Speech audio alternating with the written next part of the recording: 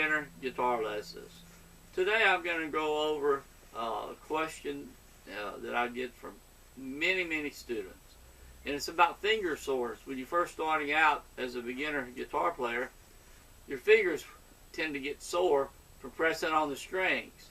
And I want to go over a few tips that might help you reduce that finger soreness. A big thing when you're first starting, the main thing when you first sit down to practice is to check your guitar for tuning. Learn how to tune your guitar. And I always recommend using an electronic tuner. I use a little Snark S-N-A-R-K SN1 tuner, electronic tuner. But be sure to have your guitar in tune.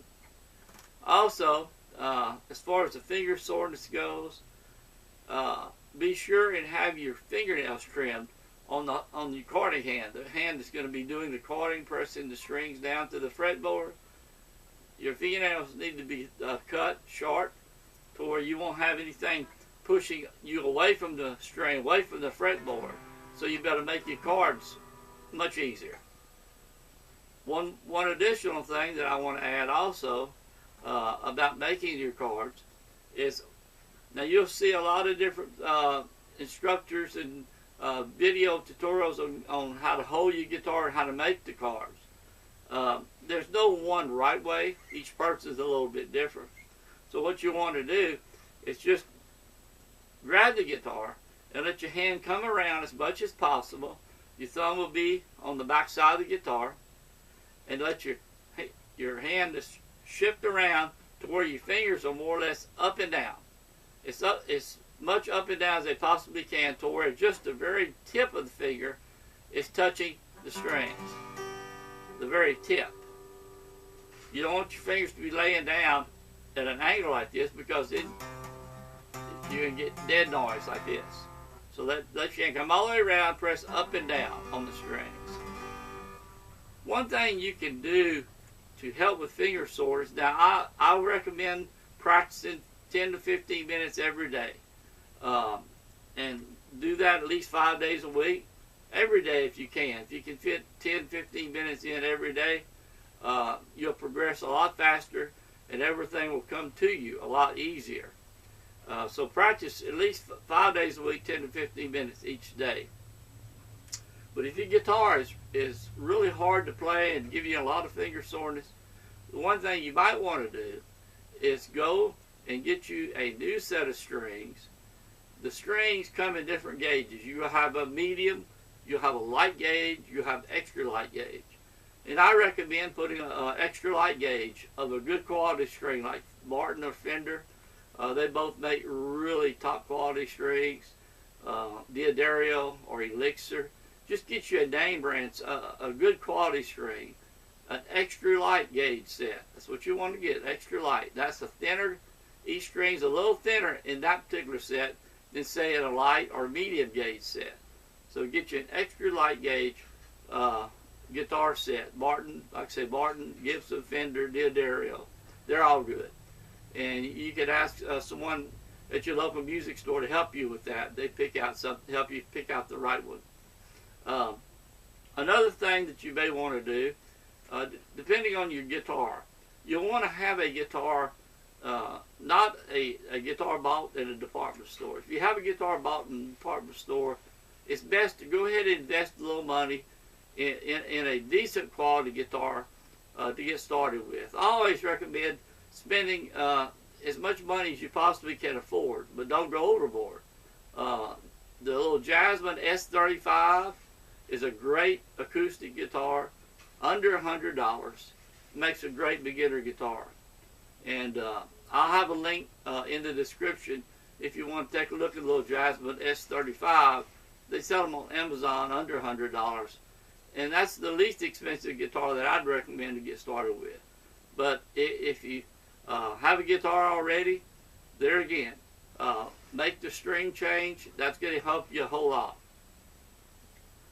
The other thing I was wanting to talk about today is how your guitar set up. If your strings are high from the fretboard, what I mean high is high. These strings are high off the fretboard, coming away from it. If they're way away from it, you're going to have a lot of trouble playing the chords. So what you want to do is get a setup done, what they call a guitar setup. Don't recommend doing this on your own. Take it to a qualified guitar repairman. They call them a luthier. But your local music store probably has someone in store that can do this setup on your guitar. And what they'll do is they'll adjust the neck, they'll adjust the height of your saddle right here where the strings come over, and also adjust the nut here where the strings come through, and get it all lined up, get as close as possible to the fretboard without any string buzz. And it will make a 1,000% difference in the way your guitar plays, and also in the way it sounds. It'll actually make it sound better. So again, that's another suggestion, is get a guitar setup. If you practice 10 to 15 minutes per day, you're going to develop some finger soreness. There's no getting around it. But as you play, get used to pressing on the strings. Your fingers will get used to it. You may develop some little calluses on the end of your fingers, and then the soreness will go away. It won't take long. If you practice every day just a little bit, just don't overdo it. And like I say, being able to play every day, that way you keep learning from one day to the other. It starts building. If you skip a day or two, what you learned 2 or 3 days ago may be gone. You have to kind of like start over. So just touch that guitar every day, and you'll progress at a really good pace.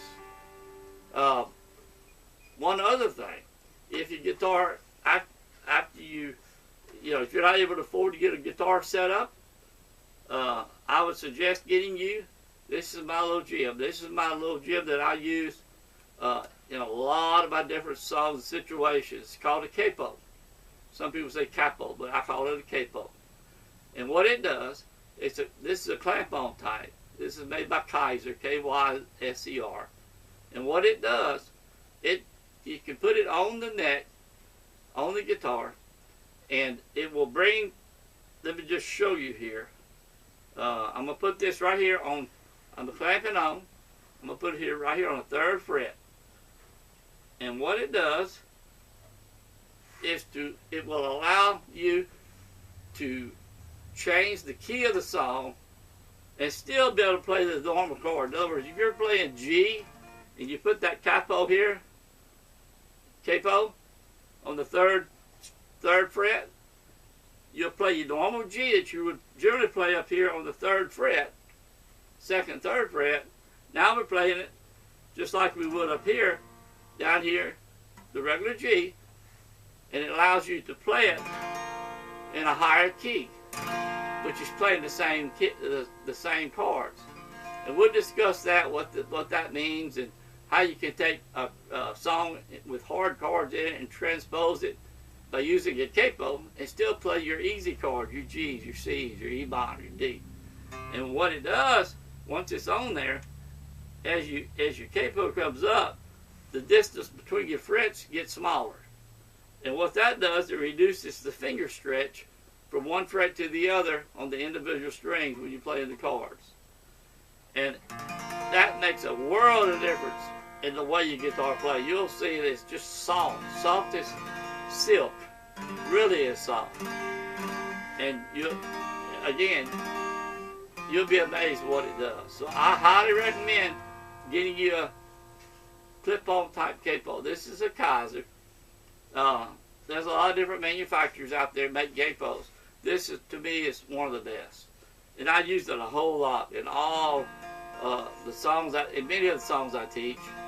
And it surely makes it easy to play your normal G and C and D chords here on the neck, and it won't hurt your fingers. That's the key. That's the key ingredient. So again,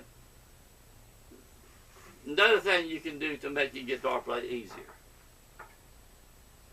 One final thing is something that I've been using since I started playing the guitar many years ago.